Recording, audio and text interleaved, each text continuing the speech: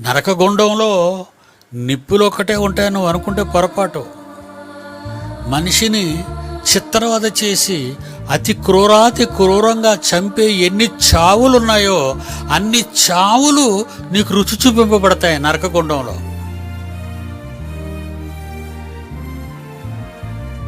Corona వచ్చింది, చచ్చిపోయావు, అంతే. ఏం బాధ? చచ్చిపోయావు కదా, ఏం బాధ? అసలు బాధలు చచ్చిపోయిన తర్వాత ఉంటాయి. చాలామంది ఎందుకు చచ్చిపోవాలనుకుంటున్నారు?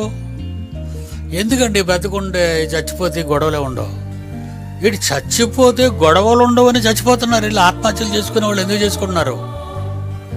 చచ్చిపోతే పీడ వదిలిపోతుంటాయి.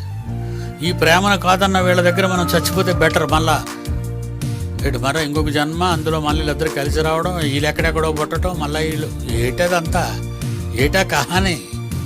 జాన్సన్ గారి పాట.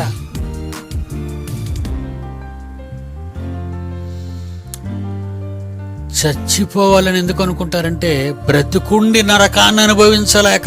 జాగ్రత్తగా వినాలి. చచ్చిపోవాలని ఎందుకు అనుకుంటారో తెలుసా? బ్రతికుండి నరకాన్ని అనుభవించలేక. అంటే బ్రతుకుంటే నరకవా? మరి ఆత్మహత్య చేసుకునేవాళ్ళు చెప్పిన పాఠం అదే. ఆత్మహత్య చేసుకునేవాళ్ళు చెప్పిన పాఠాలు అవే. గోరు పిచ్చివాళ్ళారా, చచ్చిపోతేనే ఆరంభం అవుతాయర్రా బాధలు.